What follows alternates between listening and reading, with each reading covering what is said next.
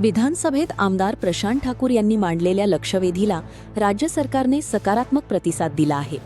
30 खाटांचा निकष शिथिल करण्याचे, कर्करोग उपचारांची व्याप्ती वाढविण्याचे, मनमानी बिलिंगवर कठोर कारवाई करण्याचे आणि जनआरोग्य योजनेतील रुग्णालयांची माहिती नागरिकांपर्यंत पोहोचविण्याचे आश्वासन आरोग्यमंत्री प्रकाश आबिटकर यांनी दिले. याशिवाय पेट स्कॅन, केमोथेरपी, रेडिएशन आणि इतर महत्त्वाच्या उपचारांचा अधिक व्यापक समावेश करण्याबाबतही सरकार सकारात्मक असल्याचे स्पष्ट करण्यात आले. या निर्णयांचा फायदा रायगडसह संपूर्ण महाराष्ट्रातील लाखो रुग्णांना होण्याची अपेक्षा व्यक्त केली जात आहे. पाहूया विधानसभेत आमदार प्रशांत ठाकूर यांनी नेमके काय मांडले. अध्यक्ष महोदय, महात्मा ज्योतिबा फुले जन आरोग्यदायी योजनेच्या संदर्भामध्ये ही लक्षवेधी मांडलेली आहे. मी सगळ्यात आधी राज्याचे मुख्यमंत्री देवेंद्र फडणवीस साहेब, उपमुख्यमंत्री शिंदे साहेब, उपमुख्यमंत्री आताच्या सुनेत्राताई यांच्या सरकारचं आणि मंत्री महोदय विशेषत्वानं या खात्याचे आबिटकर साहेब यांचं अभिनंदन करतो की अतिशय सकारात्मक दृष्टिकोनातून अनेक वेगवेगळ्या पातळीवरती पुनर्रचना वेगवेगळ्या कामाची केली जाते. अध्यक्ष महोदय, महात्मा ज्योतिबा फुले जन आरोग्यदायी योजना ही योजना अतिशय महत्त्वाची आणि अतिशय उपयुक्त योजना ठरत चालली आहे लोकांच्यासाठी. कारण आता पिवळं रेशन कार्ड नाही, केशरी रेशन कार्ड नाही, सरसकट सगळ्या नागरिकांसाठी योजना लागू करण्याचा अतिशय क्रांतिकारी निर्णय सरकारच्या माध्यमातून घेण्यात आलेला आहे. पण अध्यक्ष महोदय, या दृष्टिकोनातून आत्ताचं जे इन्फ्रास्ट्रक्चर आहे खूप तोकडं आहे. अध्यक्ष महोदय, रायगड जिल्ह्यामध्ये 15 तालुके आहेत. या 15 तालुक्यांपैकी सुधागड तालुका, तळा तालुक्यामधलं एकही हॉस्पिटल या योजनेला संलग्न नाही आणि अगदी तुटपुंजी संख्या अन्य तालुक्यांमध्ये आहे. पनवेल तालुक्यामध्ये जवळपास 240 हॉस्पिटल्स आहेत. याच्यापैकी फक्त 40 हॉस्पिटलला लागू आहे, ती पण महापालिकेच्या क्षेत्रात आहे. आणि त्यामुळे घडतंय असं की 30 बेडपेक्षा कमी बेड असलेली अनेक विश्वासार्ह हॉस्पिटल आहेत. लोकांना त्या डॉक्टरकडं ट्रीटमेंट घ्यायला पसंत करतात, पण ती शासनाच्या अटीमुळं त्या योजनेचा फायदा लोकांना घेता येत नाही. प्रश्न माझा याच्या संदर्भातला असा आहे की 30 बेडपेक्षा ज्यांची कमी संख्या आहे अशा हॉस्पिटल्सना या योजनेला संलग्न केलं गेलं पाहिजे. कारण लोकसंख्या प्रचंड आहे, मर्यादित फायदा होतो. तर त्यामुळे यासाठी शासन काय करणार आहे, नंबर 1. दुसरं अध्यक्ष महोदय, की अशा हॉस्पिटलची माहिती ही प्रायमरी हेल्थ सेंटर म्हणजे प्राथमिक आरोग्य केंद्र, UPSC यांच्यासारख्या ठिकाणी, सार्वजनिक महत्त्वाच्या ठिकाणी लावली गेली पाहिजे. ती लावण्याच्या दृष्टिकोनातून शासन निर्णय घेतं, अंमलबजावणी होत नाही. यासाठी शासन काय करणार आहे. आणि याचबरोबरीनं अध्यक्ष महोदय, अनेक हॉस्पिटल मनमानी पद्धतीनं, तिसरा प्रश्न, की मनमानी पद्धतीनं अनेक हॉस्पिटल हे बिलं आकारत राहतात, मग तिथं वाद होतात. आपण पाहतो, काल परवाचे प्रसंग आहेत.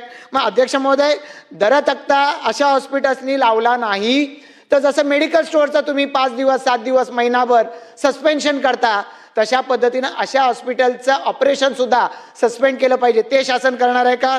आणि अध्यक्ष महोदय, शेवटचा चौथा आणि महत्त्वाचा विषय आहे की कॅन्सरसारख्या ट्रीटमेंटच्या बाबतीमध्ये आज मर्यादा आहेत. या महात्मा फुले योजनेच्या मध्ये कुठेतरी केमो दिली जाते, तो त्या ठिकाणी रेडिएशन दिलं जात नाही. मग अशा पद्धतीनं ही मर्यादा कशामुळे आहे, कारण ट्रीटमेंटची कॉस्ट शासन जे देत आहे ती खूप कमी आहे. तुम्ही प्लास्टिक सर्जरीला देत नाही, आता टंगला तुम्ही प्लास्टिक सर्जरीमध्ये टाकून दिलं म्हणजे जिभेचं ऑपरेशन होऊ शकत नाही. कसा फायदा होणार या योजनेचा. आणि म्हणून अध्यक्ष महोदय, जसं तुम्ही अँजिओग्राफी प्लास्टिक केल्याशिवाय अँजिओग्राफीचे पैसे देत नाही, त्याच धर्तीवरती जर फर्स्ट स्टेज, सेकंड स्टेज याच्या कॅन्सरच्या डायग्नोसिससाठी जर तुम्ही ट्रीटमेंटला पैसे मंजूर करायला लागलेत या धर्तीवरती, तर त्याच्यातून फर्स्ट स्टेज, सेकंड स्टेजला डिटेक्ट होतील, अनेक लोकांचे जीव वाचू शकतील. तर अशासाठी ज्या स्वयंसेवी संस्था, अनेक कॅन्सर मित्र या दृष्टिकोनातून जे काम राज्यभरामध्ये करतायत, तर यांना सोबत घेऊन या संदर्भामध्ये शासन या संदर्भामध्ये काही एखादा महत्त्वाचा निर्णय घेणार आहे का. मंत्री महोदय,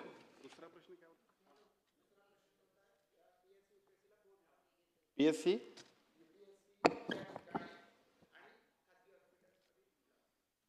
सन्मान्य अध्यक्ष महोदय, सन्मान्य सदस्य प्रशांतजी ठाकूर साहेबांनी या ठिकाणी महात्मा फुले आरोग्यदायी योजनेच्या कामकाजाबद्दल आणि त्या कामकाजामध्ये सुधारणा करण्याबद्दल काही चांगले प्रश्न विचारलेत. विशेषतः त्यांनी पनवेल आणि रायगड जिल्ह्यामध्ये सुद्धा 30 बेडच्या आत असतील तर अशा हॉस्पिटलला मान्यता देण्याबद्दल आम्ही धोरण करू काय, अशा पद्धतीची भूमिका विचारली. मी आपल्याला सांगतो की मध्यंतरी सुद्धा सन्मान्य आदितीताई तटकरे, आपल्या महिला बाल कल्याणच्या मंत्री, त्यांनी सुद्धा माझ्याकडे आग्रह केला होता. विशेषतः आदिवासी भागामध्ये, कोकण पट्ट्यामध्ये या सगळ्या सेवा द्यायच्या असतील तर या 30 बेडचा सुद्धा निकष थोडासा कमी केला तरी हरकत नाही. आम्ही सकारात्मक आहोत. चांगली हॉस्पिटल याच्यामध्ये आली पाहिजेत आणि या हॉस्पिटलच्या माध्यमातून ज्या गोष्टी आम्हाला द्यायला पाहिजेत लोकांना त्या देण्याबद्दलचा एक धोरण म्हणून आम्ही निश्चितपणाने ती भूमिका घेतो. आणि माझी विनंती आहे की अशी जी हॉस्पिटल असतील त्याला आपण सुद्धा एकदा धोरण केल्यानंतर जी चांगली हॉस्पिटल असतील त्याला आपण सगळ्यांनीच, कारण आपण सगळेजण लोकांसाठी काम करतो त्यामुळे आपल्याला त्या सगळ्या गोष्टींचं राईट ब्रीफिंग असते, त्याप्रमाणे आपण सूचना दिल्या तर त्याचा फायदा निश्चितपणे लोकांना होईल. दुसरा मुद्दा आपण सांगितला की मनमानी पद्धतीचे ते काय दर एकूण घेतले जातात हॉस्पिटलमध्ये आणि त्याच्याबद्दलचा लोकांचा एकूणच पॅनिकनेस जो आहे त्याच्याबद्दल सुद्धा आपण प्रश्न विचारला. खरं म्हणजे हा विषय जो आहे तो सगळ्याच महाराष्ट्रातल्या सार्वजनिक आरोग्य विभागच नव्हे तर सगळ्या हॉस्पिटलच्या बद्दल लोकांच्या मनामध्ये आहे आणि त्याच्याबद्दल Bombay nursing act, Maharashtra nursing act आणि आता उद्यासुद्धा क्लिनिकल इस्टॅब्लिशमेंट ॲक्ट जो आपण करतोय त्या सगळ्यामध्ये स्पष्टता आहे.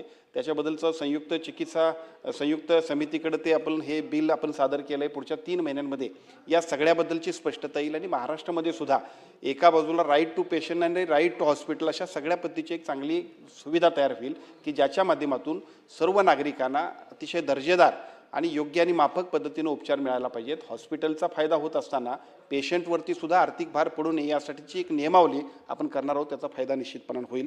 तिसरा मुद्दा आपण सांगितला की कॅन्सरची जी ट्रीटमेंट आहे त्या कॅन्सरच्या ट्रीटमेंटमध्ये अतिशय महागड्या अशा पद्धतीच्या ट्रीटमेंट होतात, त्याच्यामध्ये वेगवेगळ्या पद्धतीच्या उपचार पद्धतीचा आमच्याकडे समावेश नसतोय. माझी विनंती आहे की आता याच्यानंतर सुद्धा आम्ही कॅन्सर, न्यूरो आणि आर्थोची पॅकेजेस आपण चांगल्या पद्धतीची द्यायची जेणेकरून एकही रुपये हॉस्पिटलनं एक्स्ट्रा घेता कामा नये. एकाही माणसाला उपचार अर्धवट मिळाल्यामुळं त्याच्या आरोग्याला धोका होता कामा नये यासाठीची आमची प्राथमिकता असल्यामुळं कॅन्सरच्या उपचारामध्ये सुद्धा आम्ही आता पेट स्कॅन सुद्धा आणतोय. मी सन्मान्य मुख्यमंत्र्यांचं सुद्धा मनापासून अभिनंदन करेन की त्यांनी आमच्या सगळ्या विनंतीला मान्यता दिली आणि पेट स्कॅन आपण 3ऱ्या आणि 4थ्या टप्प्यावर गेल्यानंतर देतोय. दुर्दैवानं तोपर्यंत पेशंटला खूप उशीर झाला असतोय. सन्मान्य मुख्यमंत्री महोदयांच्या आम्ही हे निदर्शनास आणून दिल्यानंतर विशेष बाब म्हणून त्यांनी पेट स्कॅनला मान्यता दिली. आमचा आता प्रयत्न असा आहे की कोणत्याही परिस्थितीमध्ये फॉलोअप पॅकेज असेल, त्याला अजून काही सुधारणा असतील, पूर्वीचं जे काही डायग्नोज करण्याची पद्धत असेल ती सुद्धा या आजारात आणण्याचा प्रयत्न आम्ही करू. चला पुढे जाऊया. बोला. अध्यक्ष